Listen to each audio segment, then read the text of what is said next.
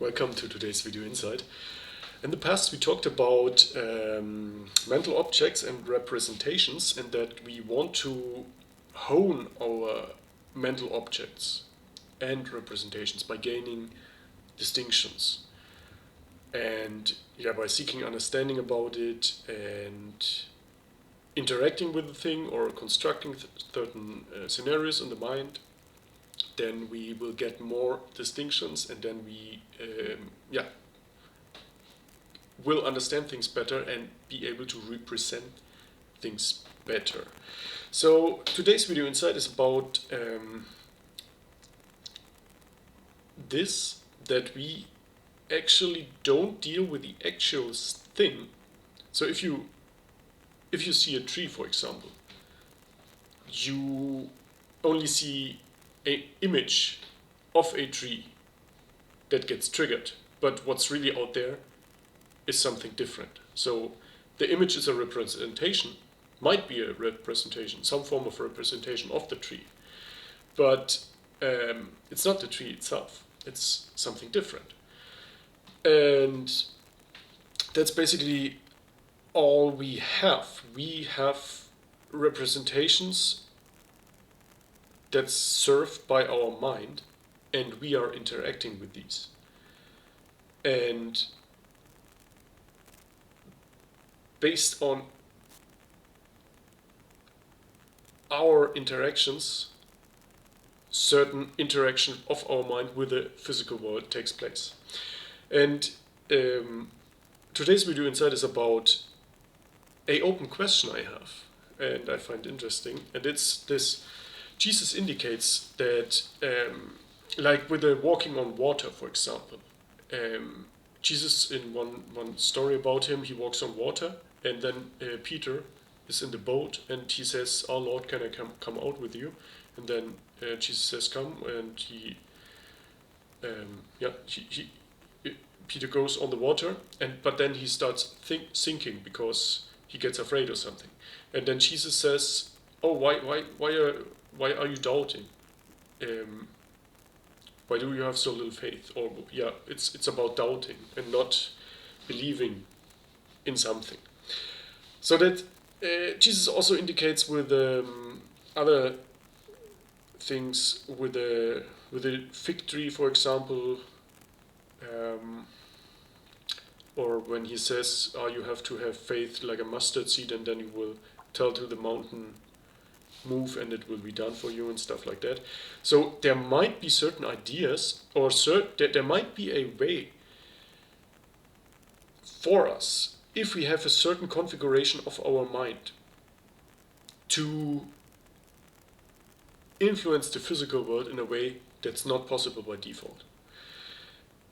For example, there are people who can have surgery without having anesthesia. They can control the pain. So that's something very clear, that they, with a certain configuration of their mind, impact the physical world in a way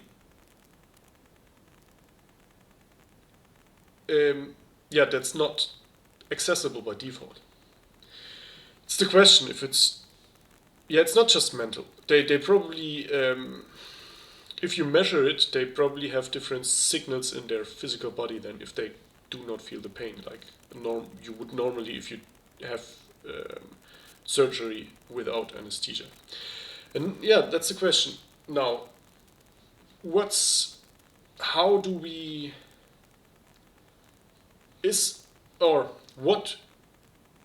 mental and physical laws are there? What can we find out? How is there a way to really